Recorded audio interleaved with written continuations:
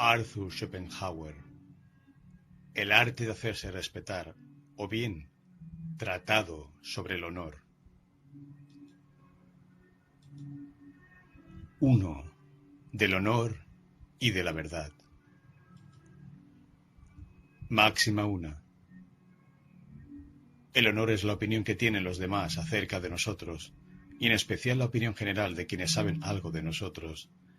Y más específicamente aún, es la opinión general de quienes están calificados para opinar acerca de nosotros. Conocen nuestro valor en cualquier aspecto digno de consideración, aspecto que va a determinar la respectiva especie del honor. De ahí que se lo pueda denominar el representante de nuestro valor ante los pensamientos ajenos. Máxima 2. Tal opinión, por ser un mero pensamiento en cabezas ajenas, no puede tener valor por sí misma, pues si las ideas de los demás fueran privadas de toda posibilidad de tener un efecto externo, cabría considerarlas como prácticamente inexistentes. Y en principio a mí me debería dar igual si Cayo piensa esto o aquello de mí, o si piensa otro tanto de Sempronio. ¿Qué puede resultarme más indiferente que sus pensamientos tomados por sí mismos, es decir, sin que tengan resonancia exterior y en consecuencia sin que me afecten? Por lo tanto, la opinión de los demás posee valor solo en cuanto determina o puede determinar cómo estos actúan respecto a mi persona. Un valor, pues, meramente relativo. Ahora bien, de eso se trata mientras tengamos que convivir y habitar con seres humanos. Pues, como en nuestro estado civilizado debemos a los demás y a la sociedad prácticamente todo cuanto de algún modo podemos llamar nuestro, y como los necesitamos en todas nuestras empresas, y ellos deben tenernos confianza antes de involucrarse con nosotros, su opinión acerca de nosotros tiene un valor que no por indirecto deja de ser de suma importancia. Bonne renommée vaut mieux que ceinture dorée. El buen hombre vale más que tener la bolsa llena de oro. Máxima 3.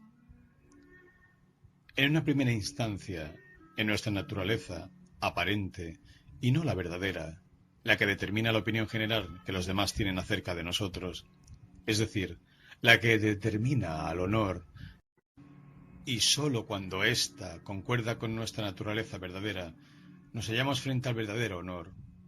De ahí que el honor y el valor al cual éste representa sean de dos clases.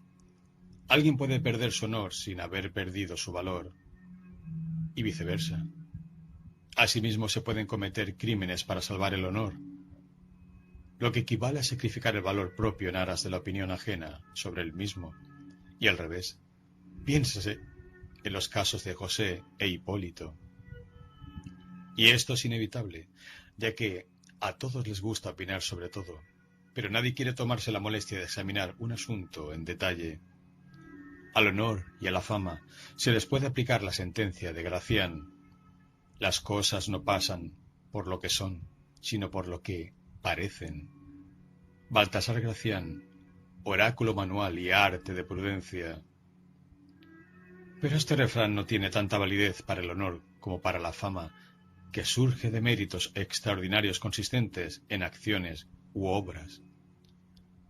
Las hazañas guerreras cuentan con escasos testigos presenciales, cuyo relato, pocas veces imparcial, se convierte luego en decisivo, mientras que las acciones cotidianas se acoplan muy bien a la capacidad de discernir del común de las gentes, siempre que sus juicios estén basados en datos verídicos. En cambio, pocos son los capacitados para apreciar las obras, por tratarse de algo teórico, y tantos menos cuanto más categoría tengan éstas.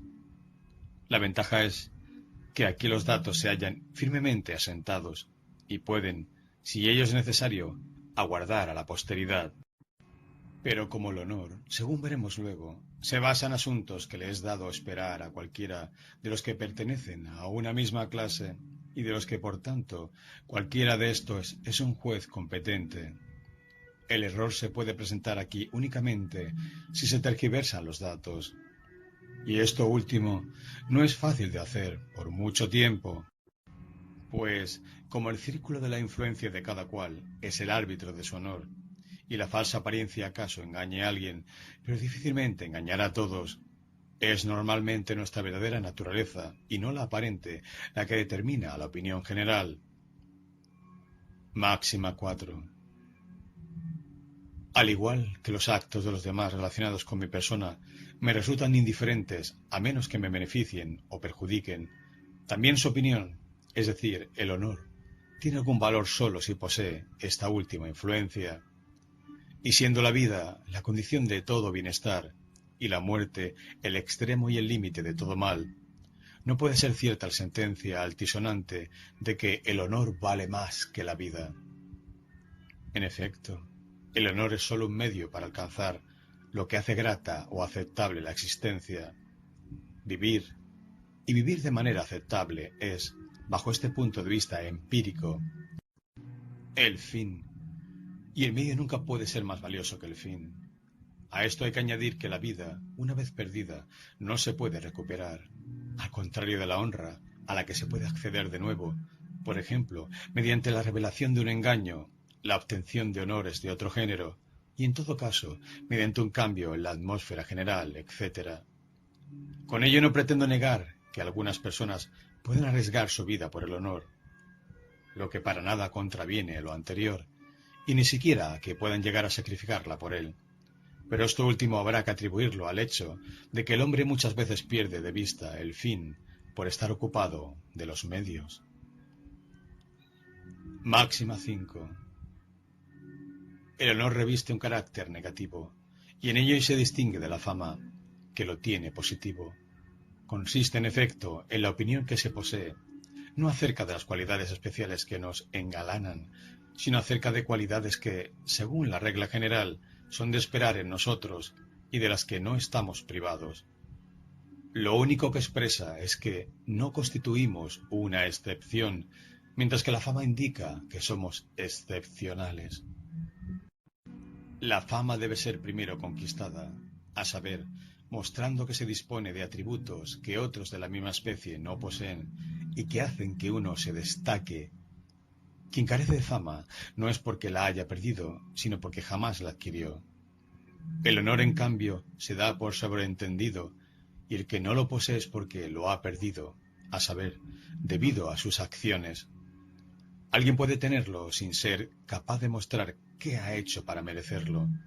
Se presupone únicamente que en una situación dada él hará esto o se abstendrá de hacer aquello, y es suficiente con que hasta ahora no haya demostrado lo contrario. De ahí el carácter negativo del honor, que viene también corroborado por el hecho de basarse más en lo que dejamos de hacer que en lo que hacemos, y por el implicar más preceptos negativos que positivos. La fama, en cambio, constituye el polo positivo y se obtiene sólo mediante acciones u obras específicas y concretas. Así pues, el honor se refiere únicamente a cualidades que debería poseer cualquier miembro de un mismo género y que por lo tanto se sobreentienden. Consiste, con respecto a alguien, en la opinión generalizada entre los miembros de su género, de que no se carece de dichas cualidades y que en consecuencia no se es, en lo que se refiere a ellas, una excepción a la regla. Máxima 6. La anterior negatividad no debe, sin embargo, confundirse con pasividad. No por negativo el carácter del honor deja de ser sumamente activo, es decir, procede del individuo sobre el que recae el honor, y de nada o nadie más. Nuestro honor procede desde dentro, no desde fuera, en cuyo caso sería pasivo. Hunde en nosotros sus raíces aunque florezca externamente, y se basa en lo que hacemos y omitimos, y no en lo que nos pueda suceder. Es una de las cosas que dependen de nosotros. Nada ni nadie, a excepción de la calumnia, nos lo puede arrebatar o conceder, por lo que resulta más apropiado decir que cada cual es el forjador de su honor, que decir que lo es de su felicidad. Y aunque es cierto que la opinión general está, como la individual, sujeta al error y al engaño, no lo está ni de lejos en el mismo grado de duración que esta última, ya que el público, o sea, el círculo de influencia de cada cual, es un Argos de 100 ojos que todo lo ven. Se lo puede engañar, pero nunca a la larga, y el honor se basa en asuntos en los que el público es juez competente, siempre que disponga de los datos suficientes. La calumnia termina por descubrirse y la hipocresía es finalmente desenmascarada. De ahí que para conservar el honor no haya medio más seguro que el de ser digno del mismo, es decir, que en obras y acciones uno se mantenga fiel a la verdadera rectitud. La mayoría de la gente suele, por ello, identificar al honor con esta, su fuente, sin distinguir entre el significado de uno y otra. Y eso explica también que, no obstante hallarse el honor completamente fuera de nosotros, a saber, en la cabeza de los demás, solamos considerarlo como parte integral de nuestra personalidad, lo que viene confirmado por todas las expresiones con las que usualmente nos referimos a él, como un hombre de honor o un hombre sin honor. Incluso llegamos a aplicar esta última expresión a quien, no habiendo perdido todavía su honor, demuestra con su conducta que no le importa un ápice conservarlo. Máxima 7. El honor, es decir, la opinión general de los demás, tiene como basamento último el presupuesto de que las personas nunca cambian, sino que permanecen para siempre las que son, y que por lo tanto se nos seguirá manifestando como alguna vez los conociéramos. De ahí que se use el inglés la palabra character como para referirse al nombre, a la reputación o al honor. Esta es la razón de que, en rigor, el honor no se pueda recuperar por nada en el mundo una vez que se lo ha perdido. Y esto lo distingue de todos los demás bienes y le imprime un carácter casi absoluto. Dice Shakespeare: "Good name in man and woman, there, my lord, is the immediate jewel of for Saul. Who steals my purse, still trusts, is something, nothing. Thou's mine, it's his, and has been slave to 1,000. But the dead filches from my good name, robs me of that which no enriches him, and makes me poor indeed."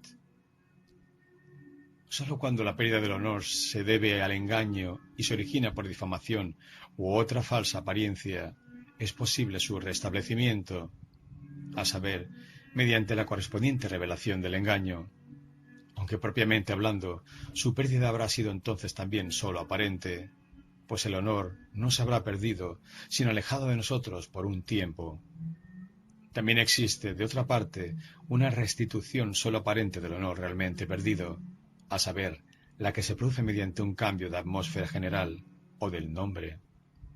Finalmente, se puede perder un género de honor y conservar otro más amplio, como cuando alguien ha perdido el honor en su cargo, pero ha mantenido intacto su honor privado o civil. En esta categoría caen algunos que han decidido renunciar por completo a un determinado género del honor, pero se han apegado estrictamente a otro, como aquellos, por ejemplo, que practican la usura en el comercio, pero nunca roban o son mandoleros, pero respetan la palabra dada. L'honneur comme une île, escarpée et sans bord, on n'y peut plus renter de ce qu'on est dehors. Boileau, Satire. Máxima 8. Los distintos géneros del honor surgen de los diversos ámbitos en que los demás tienen o pueden tener relaciones importantes con nosotros, es decir, aquellos en los que deben formarse una opinión acerca de nosotros para poder tenernos confianza. Los ámbitos principales de este tipo son: 1. El de lo mío y lo tuyo. 2. El del cumplimiento o de los compromisos públicos. 3. El de la relación entre los sexos. De ahí surgen: A. El honor privado civil, tomado en sentido estricto. B. El honor público o del ejercicio de un cargo. C. El honor sexual. Cada uno de ellos con subgéneros. A. El honor privado civil. El honor privado civil de un hombre consiste en la opinión de los demás respecto de que es completamente probo, es decir, que respeta realmente los derechos ajenos, sin importar de qué clase sean estos, lo que supone que, para adquirir propiedades u otros beneficios, dicho sujeto nunca se valdrá de medios injustos o legalmente prohibidos y que, por ende, no incurrirá en estafa o chantaje alguno, que mantendrá la palabra dada y cumplirá con todos los compromisos adquiridos, y que, en fin, como ciudadano que es, hará siempre gala de respeto por la ley. Y basta con que actúe en sentido contrario una sola vez para que su honor se desvanezca. Por ello el honor se pierde al recibir una sanción legal, y la calumnia o cualquier reproche público lo mancillan, por lo que la ley, en previsión de casos semejantes, trata de salvaguardarlo con medidas contra la difamación, los libelos y las injurias. Si alguien es difamado, deberá enfrentar los ataques respectivos. Tanto le importa su honor, refutándolos ante los tribunales o fuera de ellos, e insistiendo él mismo en que se investigue el caso hasta sus últimas consecuencias. En tales ocasiones, lo que verdaderamente salva al honor es la reivindicación formal, no el castigo del difamador, el cual puede servirle al ofendido, a lo sumo, para reforzar esta última o disuadir de futuros ataques. Como géneros especiales del honor privado hay que considerar, entre otros, el honor comercial, que exige aplicar lo anteriormente dicho a las relaciones mercantiles con la mayor escrupulosidad, de acuerdo con normas consuetudinarias como honrar el pago de una letra de cambio a la fecha y hora, satisfacer de inmediato cualquier solicitud de devolución surgida de un reclamo justificado, moderar razonablemente las propias ambiciones de ganancia, abstenerse de toda triquiñuela, de exigencias desmedidas o de cualquier sombra de estafa, etc. Al mismo grupo pertenece el honor específico de cada actividad profesional y oficio manual, el honor de una compañía, según el cual cualquier ilegalidad cometida en su seno afecta al titular de la misma, etc. B. El honor público u honor en el ejercicio de un cargo. El honor público u honor en el ejercicio de un cargo es la opinión general de los demás de que el hombre que desempeña un cargo posee efectivamente las cualidades que requiere para hacerlo y que nunca deja de cumplir con puntualidad todas las obligaciones propias del mismo. Cuanto más importante y extenso sea el círculo de la influencia de un hombre en el Estado, es decir, cuanto más elevado e influyente sea el puesto que ocupa, tanto más alta tendrá que ser la opinión acerca de las capacidades intelectuales y las cualidades morales que lo acreditan para él mismo, lo cual va de la mano de un incremento en su honor, que se refleja en títulos, condecoraciones, etc., así como el grado de subordinación con que los demás se dirigen a él. Cargos, títulos y símbolos honoríficos sirven para que quien los otorga exprese su voluntad de enaltecer a quien los recibe. Son al honor, que surge por sí mismo, lo que los billetes de papel son al dinero acuñado en metales preciosos. Alivian sin duda la molestia de contar, pero son auténticos o no, de acuerdo con la casa que los distribuya, o bien son como letras de cambio, endosadas a la opinión general, y su valor depende del crédito que posea quien las emite. Lo contrario son la infamación pública, el ultraje de los blasones, la degradación, la proscripción, etc. A los que se aplica también lo dicho arriba, y a veces ni siquiera cosas de este tipo lograron arrebatar el honor, lo que muestra hasta qué punto éste consiste y consistirá siempre en la opinión misma, y no en su signo, y es de naturaleza esencialmente inmaterial. El susodicho honor exige también que el sujeto en cuestión proteja la dignidad del cargo en aras de sus colegas y futuros sucesores, cumpliendo, en el sentido anotado, fielmente sus deberes y no dejando de proceder legalmente contra los ataques dirigidos en contra del cargo y de su persona en tanto que los ejerce. Es decir, no permitiendo declaraciones de que no atiende puntualmente a las obligaciones inherentes a su cargo o no los administra para beneficio de la colectividad, y demostrando con la correspondiente sanción legal la injusticia de tales ataques.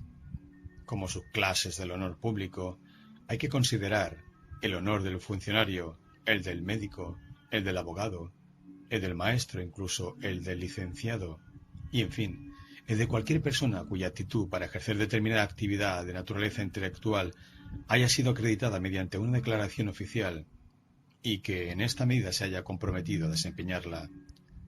Concepto que engloba el honor de todos los servidores públicos en cuanto tales.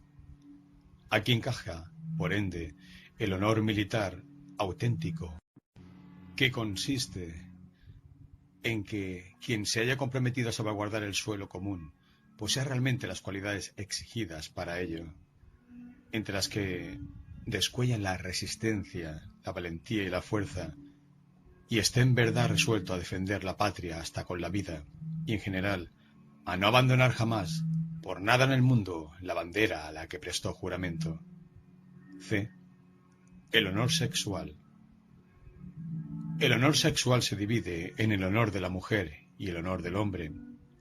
El principal y más significativo de ambos es el de la mujer, ya que en la vida de ésta la relación sexual es la más importante. Consiste en la opinión general de los demás respecto a la mujer soltera de que no se ha entregado a ningún hombre, y respecto de la casada de que sólo se ha entregado a aquel a quien fuera cedida por esposa. En cuanto al sexo masculino, consiste en la opinión de que si un hombre se entera de la infidelidad de su mujer, se separará inmediatamente de ella y, en general, la castigará lo más severamente posible. Este tipo de honor detenta muchas diferencias con los dos restantes y solo se puede explicar y comprender a partir del comportamiento característico de cada género. El género femenino lo exige y lo espera todo del masculino, a saber, que todo lo que anhela y necesita. El masculino le pide al femenino, en principio y de manera inmediata, solo una cosa. De ahí que haya sido necesario crear la institución de que el género masculino pueda obtener la sola cosa que pide a cambio de asumir el cuidado del todo. Institución en la que se cifra el bienestar de la totalidad del género femenino. Pero para lograr ese fin, el género femenino debe mantenerse unido y cultivar el esprit de corps.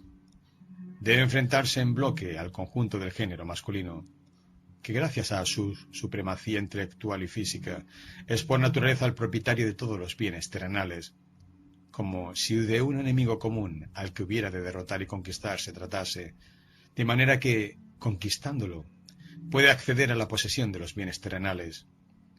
Ese es el fin de la máxima de honor de todo el género femenino, que consiste en que al masculino le sea denegado de plano cualquier comercio carnal fuera del matrimonio, siéndole en cambio autorizado al matrimonial, sin importar si las nupcias se contrajeron civilmente, como en Francia, o de manera eclesiástica, para que todos se vean así forzados al matrimonio, que por lo tanto viene a ser como una especie de capitulación. Solo la observancia generalizada de este proceder puede asegurarle al género femenino en bloque la satisfacción de sus necesidades a través del matrimonio. De ahí que sea el propio género femenino el que vele porque se conserve dicho esprit de corps entre sus miembros, y que cualquier muchacha soltera que, por tener relaciones sexuales, traicione al conjunto de su género, cuyo bienestar se desmoronaría si se generalizase tal práctica, sea inmediatamente execrada del mismo y cubierta de vergüenza. Es decir, ésta habrá perdido su honor. Ninguna mujer podrá acercársele. La opinión pública le retirará toda su estima y se la evitará como a la peste. Con la misma suerte corre la mujer adúltera por no haber sido fiel al marido en la capitulación acordada con él y haber alejado de ese modo a los hombres de una capitulación que, no obstante constituir la salvación de todo el género femenino, se vería reducida a objeto de moda y escarnio si tal comportamiento se generalizase. A ello se añade que la mujer adúltera, debido a su burda falta de palabra y al engaño en que incurre, pierde también, junto con el honor sexual, el civil o privado, por lo que suele emplearse de manera un tanto condescendiente la expresión «una muchacha deshonrada», pero no se habla de una señora deshonrada. Al reconocer, de acuerdo con este claro razonamiento, que el esprit de corps es el principio fundamental del honor femenino, principio ciertamente necesario y beneficioso, pero también fruto del cálculo y del interés, se le podrá atribuir al mismo una enorme importancia para el destino de la mujer, y por lo tanto un gran valor relativo, pero jamás le cabe uno absoluto que trascienda la vida misma y que consiguientemente pudiera ser comprado al precio de ésta. No se justifican, pues, las acciones desmesuradas de un Virginio o de una Lucrecia. Aquí, como sucede tan a menudo, se olvida totalmente el fin por estar pensando los medios. En casos semejantes, el honor femenino es revestido de un valor absoluto, a pesar de que, más que ningún otro, lo posee relativo e incluso convencional. Melita, Astarte de Babilonia, Heródoto. Pues en aquellos países y épocas en que el concubinato era permitido por la ley, la concubina conservaba su honor, y ciertas condiciones sociales pueden hacer francamente inviables las formalidades del matrimonio. También las numerosas víctimas sangrientas que el honor femenino ha cobrado bajo la forma de infanticidio dan fe del origen no puramente natural del honor sexual femenino. Es cierto que una muchacha que, contraviniendo la ley, se pone precio a sí misma, está atencionando la fidelidad que le adeuda al conjunto de su género, pero esta fidelidad se sigue presuponiendo en silencio y no se pone en cuestión, y, como por regla general la mayor parte del daño recae sobre la propia muchacha, esta termina pecando más por insensata que por mala. El honor masculino es la contrapartida, en el sexo opuesto, del esprit de corps anteriormente descrito. Demanda del honor masculino es la contrapartida. Demanda de quien haya contraído una capitulación tan favorable a la otra parte, como lo es la del matrimonio, que al menos no deje de velar por su cumplimiento, no sea que la generalización de la respectiva tolerancia socave la solidez incluso de este pactum, y que los hombres, a pesar de entregarlo todo, ni siquiera estén seguros de lo único que reciben a cambio, a saber, de la posesión exclusiva de la mujer. De ahí que el honor del hombre exija que éste castigue severamente el adulterio de su mujer y que se desquite ya sea separándose de ella, ya sea de cualquier otra manera. Pero si lo tolera conscientemente, será cubierto de oprobio por la propia cofradía masculina, lo que sin embargo no reviste consecuencias tan graves como en el género femenino, ya que la relación con el sexo opuesto es secundaria en el hombre, y sólo una entre muchas de diversa especie. La vindicación de este tipo de honra masculina es el tema del drama de Calderón, el médico de su honra.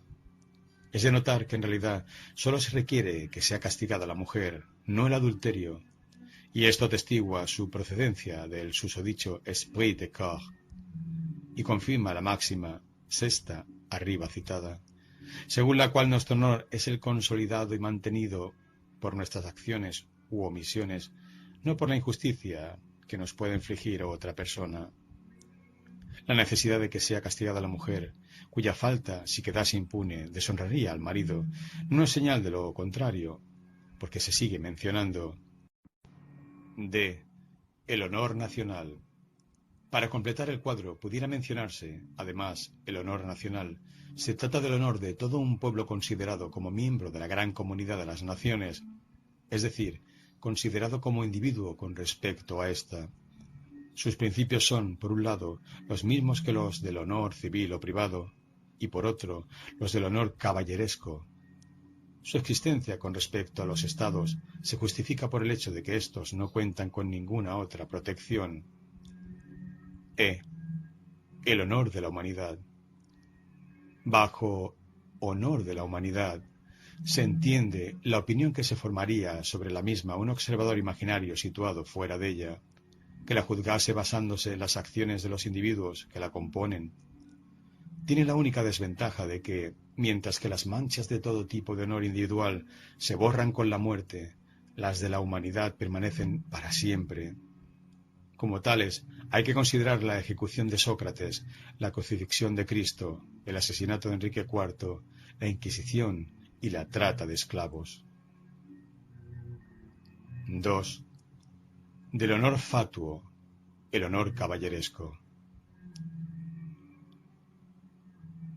Por último, mención aparte merece un género muy específico del honor, cuyos principios peculiares, además de ser completamente diferentes de los del honor anterior, el cual se dividía en varias especies, en parte se oponen a estas últimas, por lo que bien pudiera hablarse de un honor espurio, pues no vemos que dichos principios procedan, como los anteriores, de un entendimiento recto que tenga como norte la necesidad y el valor de la confianza generalizada, sino de un flagrante irracionalismo, y al final habrá de confirmarse que a la base de todas sus máximas se encuentra no la razón, como en aquel caso, sino la animalidad o la brutalidad.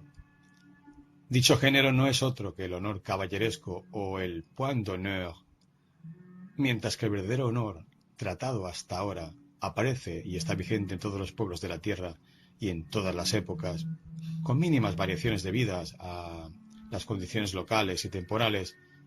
Este otro honor, en cambio, se circunscribe a la Europa cristiana, a la época iniciada con el nacimiento de la caballería y a unas pocas clases sociales, es decir, a una parte relativamente muy exigua de la humanidad.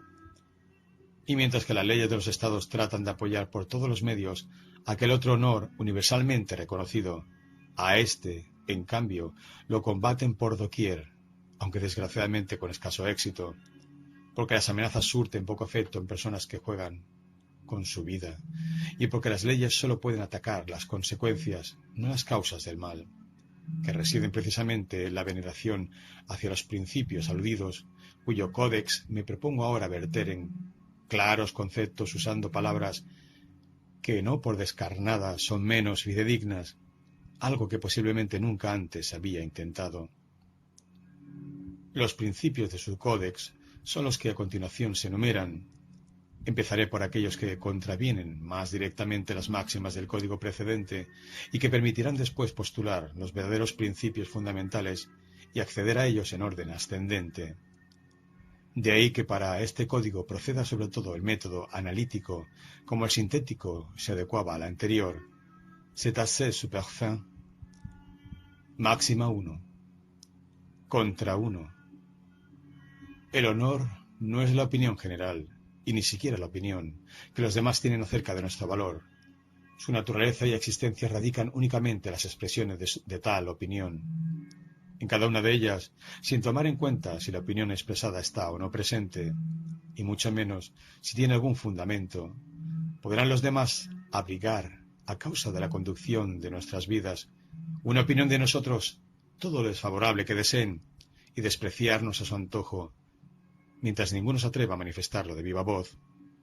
El honor no se verá afectado, y a la inversa, aunque a través de nuestras cualidades y acciones forcemos a los demás a tenernos en muy alta estima, lo cual por suerte no depende de su arbitrio, bastará con que alguno de ellos exteriorice con alguna palabra su menosprecio hacia nosotros, por muy infundado que sea, para que nuestra honra haya quedado mancillada, y por cierto para siempre, a menos que se la vindique. Una prueba, si acaso faltase, de que lo que cuenta no es la opinión de los demás, sino las expresiones de éstos, es que alguien puede retractarse de las expresiones insultantes, y cuando esto ocurre es como si nunca hubieran sido proferidas, y no se entra a averiguar si la opinión que les dio origen ha cambiado, o por qué lo hizo. Quedan simplemente anuladas, y todo vuelve a la normalidad. Máxima 2. Contra 6. La honra de un hombre no se basa en aquello que hace, sino, por el contrario, en aquello que padece, en lo que le sucede. En efecto, mientras que según los principios del honor antes descrito, la honra de cada uno dependía de aquello que hacía o decía él mismo, en este otro depende de lo que hace o dice cualquier otra persona, y por ello está en manos e incluso en la punta de la lengua de cualquiera, de donde, por cierto, una vez que es atacada, solo puede rescatarse mediante una venganza, a la que enseguida nos referiremos, la cual pone en peligro vida, libertad y pertenencias. En este orden de ideas, no importan cuán honestas y altruistas sean las acciones u omisiones de un hombre, cuán bien intencionada su disposición o cuán brillante e ingeniosa su inteligencia. Podrá perder su honor en cualquier momento, con tal de que se presente alguien dispuesto a insultarlo, siempre que éste no haya, eso sí, violado nunca las susodichas leyes, así se trate del más ruin y necio personaje que pueda uno imaginar, como de hecho ocurre en la mayoría de los casos, pues ut quisque contentissimo et ludibrio est, ita solitissimae lingua est. Cuanto más despreciable y socarrón es alguien, tanto más suelta su lengua. Citado libremente, según Séneca, de la constancia del sabio. Y si finalmente llegara a insultarlo, es decir, atribuirle cualquier cualidad negativa, nadie dudará en tomar esto como un juicio objetivo, en decreto válido, que conservará su verdad y vigencia hasta que haya sido lavado con sangre. Mientras eso no ocurra, el susodicho seguirá siendo lo que su prójimo, aunque este prójimo sea el más miserable de los hijos de esta tierra, lo designará, pues aquel dejó que lo insultaran, según la jerga al uso. Pero he aquí que si hay algo que puede hacer, puede simple y llanamente, válgame Dios, propinarle un golpe. ¡Qué terrible ocurrencia! ¿No es un golpe entre todas las cosas de este mundo el peor de los males, el summum malum más grave, aun que la muerte y la condenación eterna? Con solo pensar en él, a un auténtico caballero se le erizan los pelos. Que no se nos olvide, oh Señor, incluir esta suprema desgracia, esta injuria de todas las injurias, en nuestro sagrado códice. En suma, un golpe significa una aniquilación tan completa del honor que mientras otras lesiones al honor puedan sanar con sangre, ésta exige para su curación todo un homicidio. Máxima 3. Contra 7. El honor no tiene que ver, menos mal, con aquello que el hombre es por sí mismo, ni con la posibilidad de que pueda cambiar, ni con sutilezas académicas por el estilo. Cuando es vulnerado, puede ser rápida y completamente restablecido, a través de una única panacea, el duelo. Pero si el mancillador de nuestra honra no pertenece al estamento de quienes hacen profesión de creer en el códex del honor caballeresco, o si ha obrado en el pasado en contravención del mismo, o incluso si cabe la sospecha de que no lo respetará, entonces, una vez que la afrenta haya sido consumada, uno puede saltarse los procedimientos regulares y, tomando la primera arma que esté a la mano, matarlo de una estocada. El honor habrá quedado así restablecido, pero si se prefiere evitar este extremo por temor a los inconvenientes que pudiera generar, o se albergan dudas acerca de si el ofensor adhiere o no a las normas del códex vigente, ¿en qué medida lo hace? Entonces aún nos queda el paliativo del avantage. Consiste en que, cuando alguien sea grosero, uno lo sea aún más, y si esto no se logra con insultos, que se recurra a los golpes. También aquí se da una gradación en el rescate del honor. Las bofetadas se curan con golpes de bastón, y los golpes de bastón con latigazos, e incluso contra estos últimos hay quien recomienda probar con escupitajos. Solo cuando estos remedios llegan demasiado tarde para curar al paciente, se hace inevitable recurrir a intervenciones sangrientas. Este método paliativo tiene su fundamento, en el fondo, en la máxima que sigue. Máxima 4. La grosería es una propiedad que lo tocante al honor sustituye y supera cualquier otra. Si, por ejemplo, alguien demuestra en una discusión o en una simple conversación disponer de un conocimiento más riguroso de un asunto, de un amor mayor hacia la verdad, de un juicio más ponderado que nosotros, o en general, de cualquier ventaja espiritual que nos haga sombra, entonces podemos neutralizar inmediatamente esta y toda otra superioridad, así como la carencia en nosotros que ella ha puesto de manifiesto, y aparecer nosotros en cambio como superiores, simplemente siendo groseros. Una grosería contrarresta y vence a cualquier otro argumento, y si el oponente no replica con una mayor, arrastrándonos así a la noble lid del avantage, podemos ufanarnos de la victoria. El honor está de nuestra parte. Que la verdad, el conocimiento, el espíritu y el ingenio vayan recogiendo sus cosas, pues han sido barridos del campo por la divina grosería. Así pues, las personas de honor, cada vez que alguien asome una opinión discrepante que amenace con demostrar ser más correcta que las suyas, no tienen sino que montarse en el susodicho caballito de batalla y adoptar la actitud correspondiente. Esta máxima se basa, a su vez, en la que a continuación se expone, que constituye la verdadera máxima fundamental y el alma misma de la totalidad del Códex. Máxima 5. La autoridad suprema en cuestiones de honor, a la que siempre se podrá apelar en las diferencias que surjan con cualquier persona, no importa de quién se trate, es la superioridad física, es decir, la animalidad. Toda grosería es en el fondo un recurso a la animalidad, por cuanto declara sin lugar tanto el conflicto de las fuerzas espirituales y del derecho moral como su resolución por medio de razones, sustituyéndolos por una lucha de las fuerzas brutas, que en el caso de las especies, hombre, que según Locke constituye un tool-making animal fabricante de instrumentos, se lleva a cabo con las armas propias de este género a través del duelo y desemboca en una decisión inapenable. A juzgar por esta máxima fundamental, que es una ramificación de lo que irónicamente se denomina el derecho del más fuerte, al honor caballeresco le cuadraría mejor el nombre de honor del más fuerte, pues no es más que un residuo del derecho del más fuerte, de la época medieval que escandalosamente se ha extraviado en los confines del siglo XIX. Máxima 6. Mientras arriba encontrábamos que la comunidad civil era muy escrupulosa en asuntos de lo mío y lo tuyo, de las obligaciones contraídas y de la palabra dada, en cambio, el presente códex hace gala en este punto de una tolerancia magnánima. En efecto, solo hay una palabra a la que nunca se puede faltar, la palabra de honor, es decir, aquella mentada en la expresión «por mi honor». No queda la impresión de que fuera lícito faltar a cualquier otra, e incluso cuando se haya traicionado esta palabra de honor, se puede salvar el honor por medio del recurso universal de retar a duelo a aquellos que hayan afirmado que dimos nuestra palabra de honor. Además, solo existe una deuda que debe ser pagada, la del juego. Con otro tipo de deudas, y la renuncia a saldarlas, se podrá desollar vivos a judíos y cristianos. Eso no afectará lo más mínimo al honor caballeresco. Helo aquí, pues, el código, y así de extraños y grotescos se nos presentan, una vez que han sido reducidos a nítidos conceptos y claros términos. Unos principios que aún hoy suelen ser elogiados en la Europa cristiana por todos aquellos que pertenecen a la llamada buena sociedad y participan del denominado bon ton.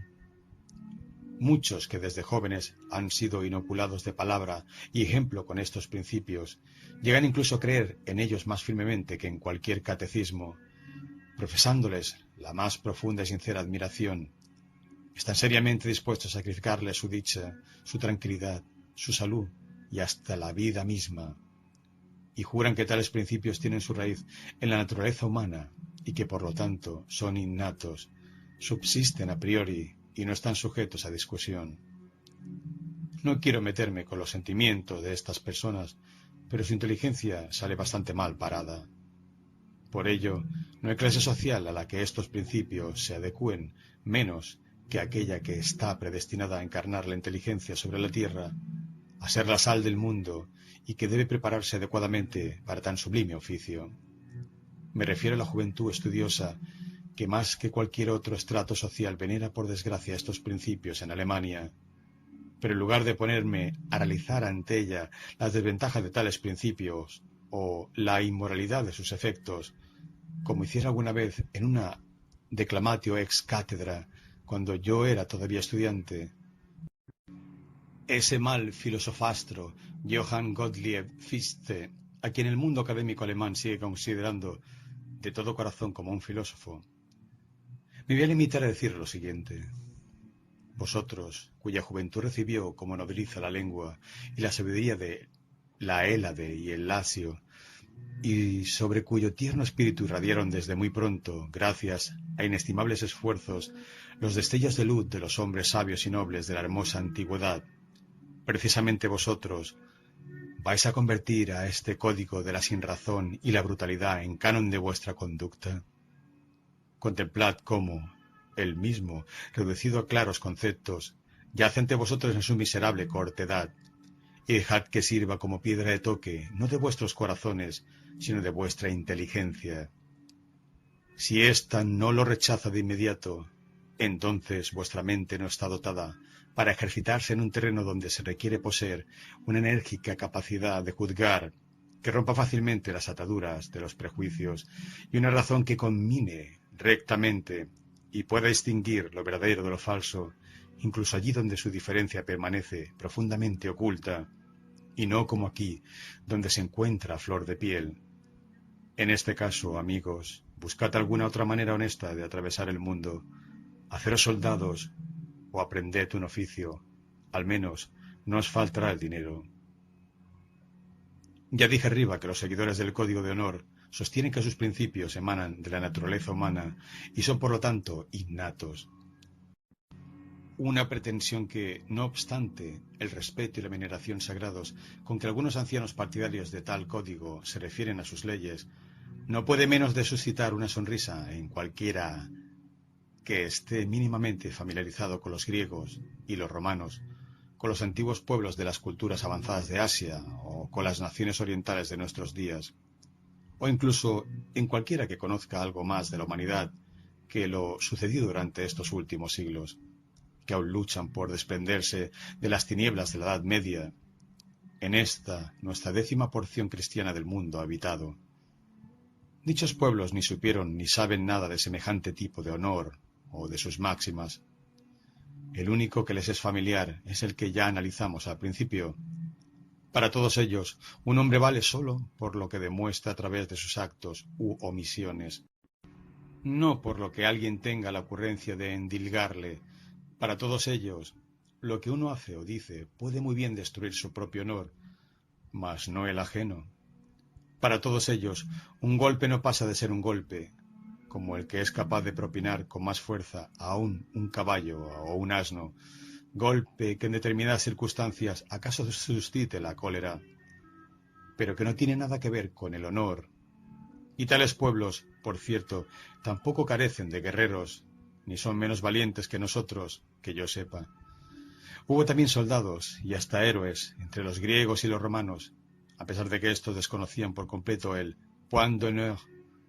No consideraban al duelo asunto de ciudadanos nobles, sino de duchos gladiadores, de esclavos abandonados a su suerte o de criminales convictos que, alternando con las fiestas, solían ser acezados unos contra otros para entretenimiento del vulgo. Una vez, un príncipe teutón desafió a Mario a un duelo, y éste le mandó a decir que, si estaba cansado de vivir, era mejor que se ahorcase. E incluso le ofreció un pequeño y demacrado gladiador para que se batiera con él. Freingeheimi supplementum in locum libi libri. 68, capítulo 12, volumen 8. Plutarco nos revela cuán ígnaros de la tremenda trascendencia de un golpe eran incluso los héroes más insignes de la antigüedad. Estando Temístocles durante un consejo de guerra en desacuerdo con Euríbiades acerca de las medidas que debían ser tomadas, la disputa se había acalorado de tal modo por las palabras hirientes que se profirieron que Euríbiades levantó el bastón para golpear a Temístocles, a lo que éste, en lugar de asir el puñal, reaccionó diciendo: «Golpéame, pero escúchame». En vano espera el lector honorable oír de boca de Plutarco que tras lo sucedido ya ningún oficial quiso seguir sirviendo bajo las órdenes de un Temístocles que así se comportaba. A nadie se le pasó por la mente semejante cosa. Y no se hable de lo que hacían los filósofos en aquellos tiempos indignos. Cuando alguien que no soportaba las moralejas de Sócrates le dio una patada, éste, lejos de inmutarse, se dirigió a un sorprendido testigo en los términos siguientes: «Si un asno me hubiera golpeado, ¿lo demandaría yo?». Diógenes Laercio, Vida de los Filósofos, 2. Y cuando en otra ocasión alguien le preguntó a Sócrates: «¿No te insulta y te afrenta fulano?», su respuesta fue: «No, pues lo que él dice no se aplica a mí». Diógenes Laercio, La vida de los filósofos, 2. Crates había irritado al músico Nicódromo por medio de discursos satíricos, por lo que éste le dio una bofetada, que hizo que le sangrara y se le inflamara el rostro. A continuación, Crates ató a su frente, sobre el cachete lesionado, una tablilla en la que escribió: Nicodromos fecit. Diógenes Laercio, Vida de los filósofos, 6.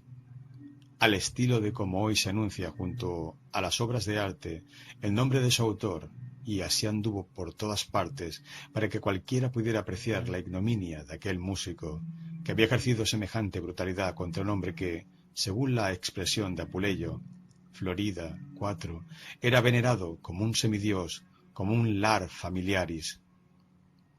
Una actitud parecida adoptó Diógenes cuando, invitado por jóvenes a un banquete, se presentó con la cabeza mal rapada, y éstos le propinaron una paliza. Incluso conservamos una carta suya a Melesipo, en la que se lee: He oído que te has entristecido porque los ebrios vástagos de los atenienses me han golpeado, y que te angustias porque habría sido ultrajada la sabiduría. Pero has de saber que aunque el cuerpo de Diógenes haya sido golpeado por borrachos, su virtud no ha sido vulnerada, pues no se pueden recibir honores u ofensas de los malos.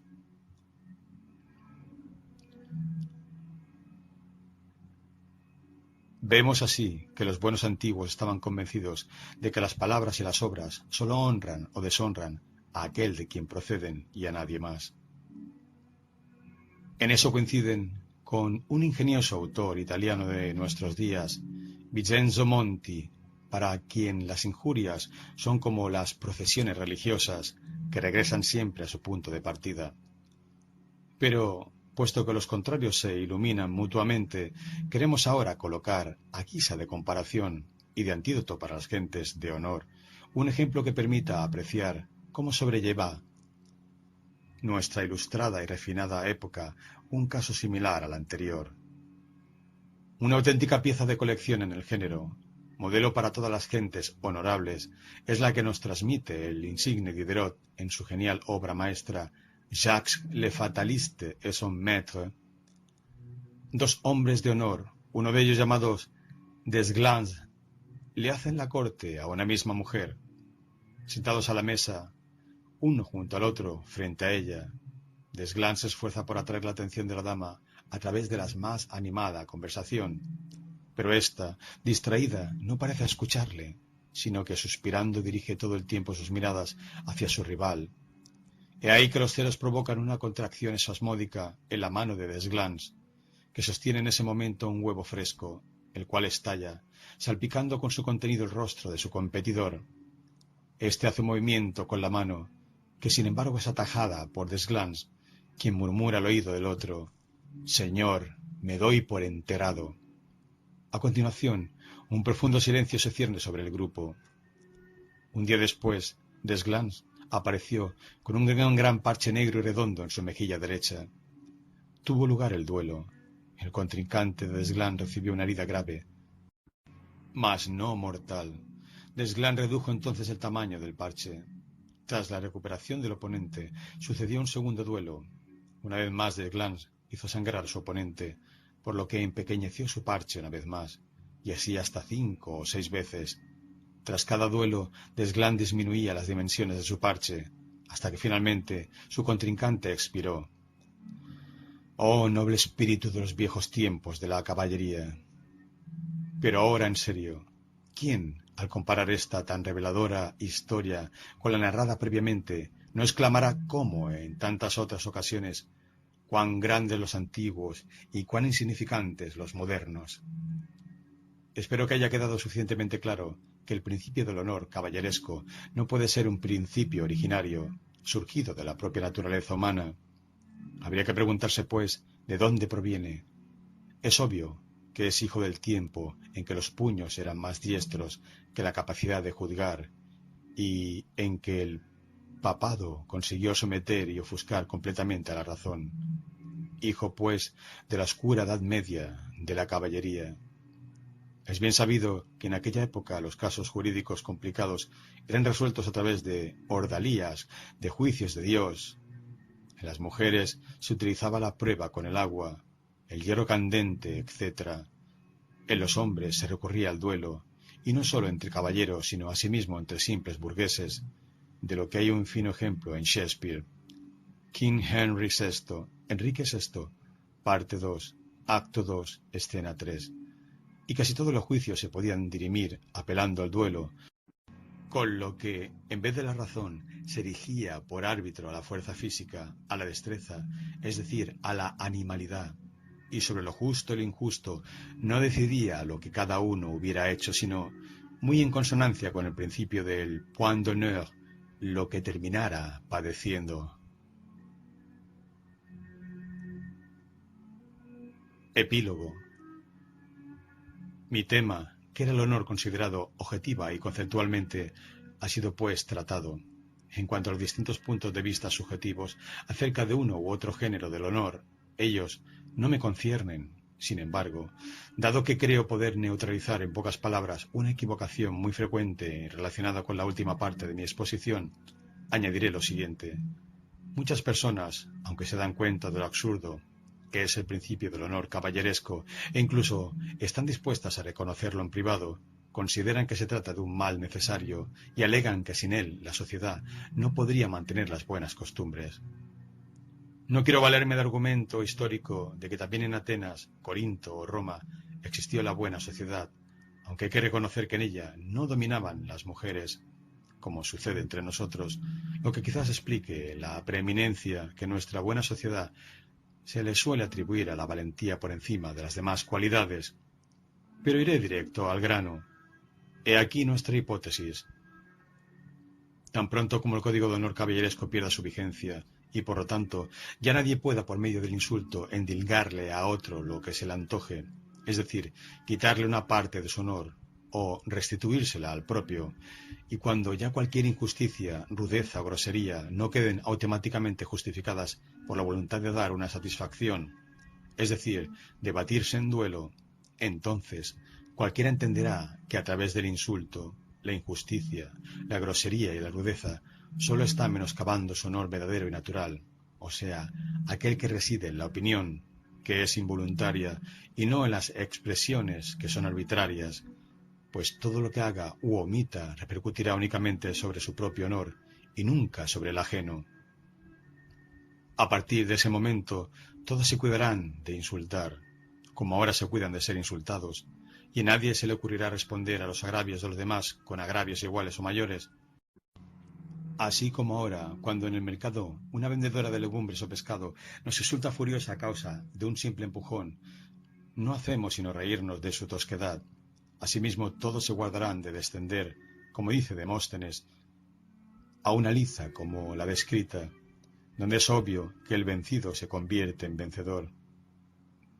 Y cuando uno ya no se ha educado en la quimera de considerar que las palabras insultantes vulneran su honor, ellas ya no podrán seguir hiriendo la susceptibilidad, como lo hacen ahora, sino que se volverán contra aquel que las profirió, que de ese modo se estará perjudicando a sí mismo.